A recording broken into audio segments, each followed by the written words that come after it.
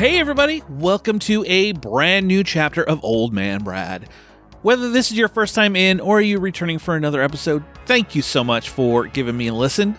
If you love the show, drop a review over on your favorite podcatcher, whether that's Apple Podcasts, Spotify, Good Pods, whatever it may be. I would love to hear what you think of the show. And just make sure you subscribe and you'll never miss any episodes in the future. So as you know, Old Man Brad is all about the horror. I intended to give you a review of Night Swim, new film that just came out in theaters. It didn't do super well this past weekend, but unfortunately I wasn't able to make it to the theater to see it, so that's going to have to wait for another day. Hopefully I can see it here soon, and I'll let you guys know what I think of the film. But in its place, I'm going to give you not just one, but I'm going to give you two films this week. We're going to talk about the Screambox exclusive Underground. It is a found footage film. And then we're also going to talk about the Tubi original, Where the Devil Roams. Before we roll into our first movie, just let me know any movies you want me to talk about on the show, whether that be for Tales from Tubi, so a horror movie on Tubi, or any other horror movies, past, present, or future. Just drop me a line, oldmanbradpodcast@gmail.com. Send me some of your suggestions. Maybe you'll see them pop up on a future episode. All right, let's move into the first of our two films this week, and that is the Screambox exclusive Underground. Riley! Ryan! Hey! Why is there a camera? What are we doing here? I'm going to give it as a wedding present. Oh, yeah. that's Wave a to cute Claire's mum. idea. Hey! It's her camera.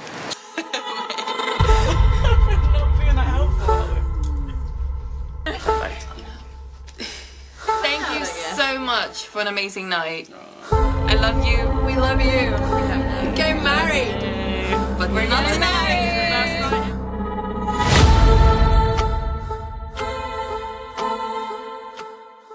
After a wild bachelorette party, a group of young women find themselves trapped in an underground bunker complex. A disturbing finding turns their night into an absolute nightmare. Will they be able to escape from this vast concrete maze? Underground is directed by Lars Jansen, and as I said, this is a found footage film. And for me personally, found footage films can be very, very hit and miss. For the most part, a lot of found footage films I find to be very dull and uninteresting. Sometimes, some found footage films really hit for me. Obviously, back in the day, we had the Blair Witch Project, but I feel like that's one of those movies you kind of had to be there to experience to really get its full impact. And then we had bigger budgeted ones like Cloverfield, which I absolutely love, and they've kind of expanded that universe into other films. But, found footage films, some I just can't get on board. I think a lot of it is the unscriptedness of it. I don't know. Like last year, Outwaters is one that came out that I actually did enjoy, that was on Screambox, only because of this really small view that you see. I know a lot of people complain that you couldn't see anything, but it was just the way it was done. It started out slow, but it hit me hard in the end. This one, unfortunately, I just thought it was okay. It starts out pretty slow. You get this bachelor party, and they end up, in this underground area, and things start to happen. And I think one of my biggest complaints, and it probably is a complaint I have with a lot of found footage films, is dialogue, especially when you get a lot of people involved. It's hard to hear what's going on. In this one, you're in an underground bunker. It's going to echo, and they're trying to give you, this is a found footage filmed on a phone. It's setting up that, I don't want to say chaotic, but a little bit. So that kind of already kind of brings me down on it. But when things start to turn around in this movie, it's very supernatural. There's some ghosts, some World War II stuff. There are a few scenes that I loved. Like there's this one scene, I don't want to spoil it too much, but there's a scene with a phone ringing behind a case that they mysteriously, why is it? There's a demon, some demon hands, which during a seance, honestly, I wanted more from that. It started to really grab me, and I was like, oh, I want more of this. But then that's all I get.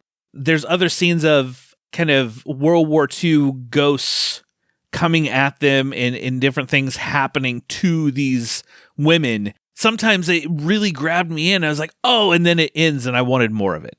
I think that was my issue with this. Like I didn't feel like it went far enough for me. It just left me wanting more. It starts off slow. You start off this bachelor party or the bachelorette party, and, you know, they're getting sick in a car. There's this, you know, their kind of Uber driver leaves them off in the side of the road, and then they end up in this bunker and crazy shit starts to happen to them. I think a lot of found footage fans, I think, will love this, especially when things start to happen to them. But there's another movie that came out last year, also on Screambox, called Deep Fear, that kind of dealt with some underground catacombs, this one in Paris, and they end up in an old bunker, World War II stuff, and shit starts to happen in that one. I enjoyed that film a lot more because it felt more intense and grabbed me in more than this film did. This film just kind of left me, it was fine, but not ranting and raving about it. I ultimately landed at a 2.5 out of 5, so it's right in the middle of the road. I'm not going to say don't watch it or I hated it. It was okay. And I'm sure, like I said, I'm sure if you're a fan of found footage films, you'll probably dig it. Hopefully more than I did. If you did, I mean, let me know. You know, let me know what you thought of this film if you saw it.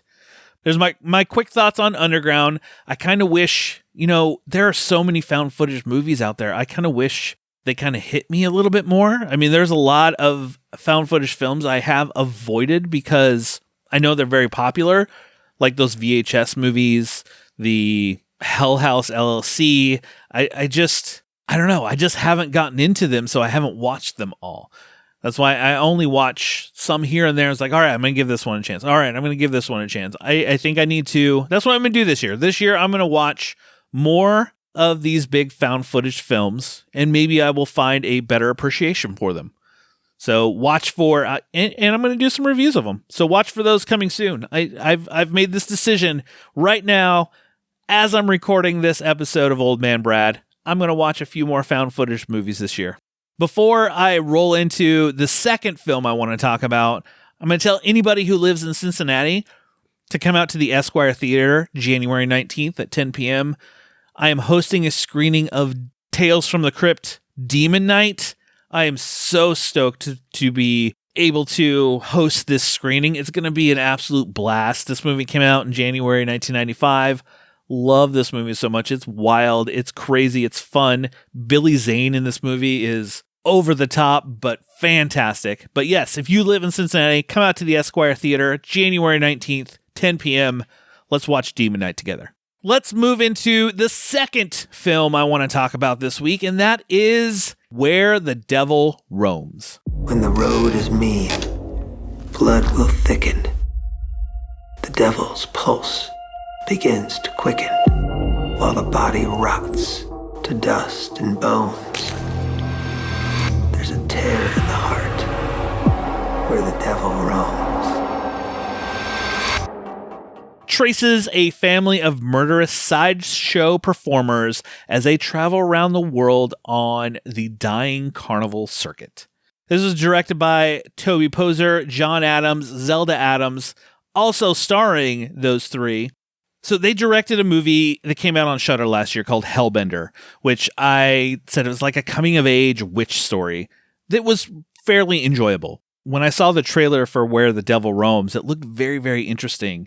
And after watching it, I mean, it was like the first thing I'm going to say that I absolutely loved in this film, the cinematography. This film looks amazing. There are many shots in this movie that are just beautiful, especially this backdrop that you're kind of in a Depression era and old cars, and there's a scene with the old car and it's like snowing, and there's some good shots in this movie. Also, it doesn't hold back on the violence. The big thing with this family is, you know, they kill people. The character Eve, played by Zelda Adams, she takes pictures of these bodies after they kill them, kind of propped up. So this film started out oddly. I didn't know what to expect with it as it started out. because you're in this like carnival sideshow. So you have very crazy characters. Like you have one guy that cuts off his fingers. You have like tattooed and pierced people playing music and stuff. And it starts out odd, and I didn't know where it was going to go. And then you start to follow this family, and you learn more about this family, of the past of the father, Seven, and the mother, Maggie, kind of what is kind of going on with them. It goes very, I don't want to say artsy, where it's people are going to be like, oh, it's going to be artsy. It's not for me. No, they make a decision to go very artful with a lot of it, very symbolic with a lot of it, and especially towards the end, and it works. It really kind of sets up the story of this family and their connection, not only to each other, but to Eve, the girl, as it goes through the end. Another decision that I actually loved are the needle drops. It uses very modern music to set scenes in the film. At first, you're like, wait a second, is this set present day, or is this set, in the past? The first time it happened, it caught me off guard, but then the more I liked the decision of using modern music, setting up their journey as they're traveling along the roads and different people that they meet and interactions that they have. Like I said before, with the last film with Underground, I'm keeping it completely spoiler free, so I'm not going to jump into, certain things that happen, kills in the movie, or stuff that happens to a character that would affect what you get in the end. Like the ending is very, very, as I said before, artsy, but very, I want to say spiritual, and how a younger girl is dealing with grief and working through things that happen to them. Let's just say that. Overall, I've been wrestling with where I want to rate this. It's a little over a 3. I'd probably say a higher 3 to a low 3.5. So it's between a 3 and 3.5 is what I would personally give this movie. I did enjoy it. I actually did like it better than their previous film, Hellbender, and would recommend definitely checking out Where the Devil Roams on Tubi. I would put this as one of Tubi's higher Tubi originals that they've come out with. Different than any other style of Tubi original that we've gotten in the past. And I love it for that. This movie came out as a Tubi original, originally only on like VOD and stuff.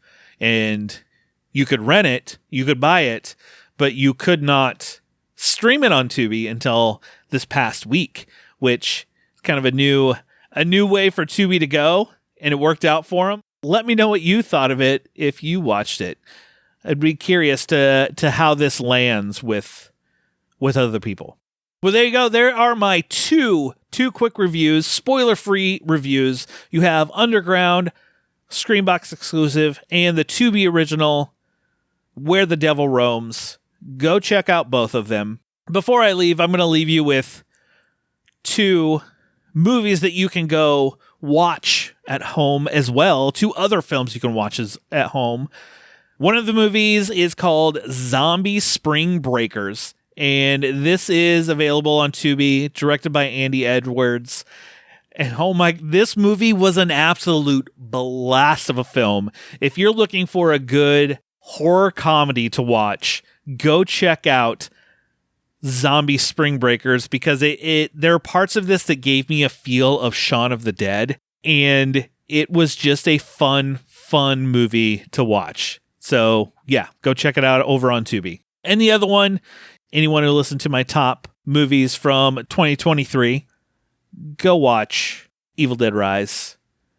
I rewatched it again this week, and this movie is so good. I absolutely love Evil Dead Rise so much. That's why Atlanta is my favorite horror movie from last year. You can go stream it on Amazon Prime. If you want to hear my thoughts on Evil Dead Rise, go back and listen to my episode last week of my top horror movies of 2023. It's so good. Well, that will do it for another chapter of Old Man Brad. Like I said, make sure you subscribe so you never miss any of these.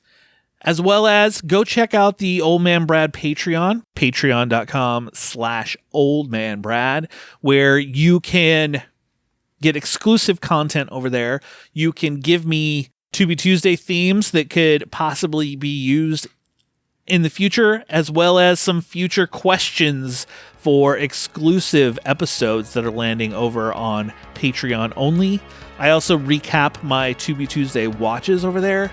So yeah, go check it out. But I will be back soon with a brand new chapter.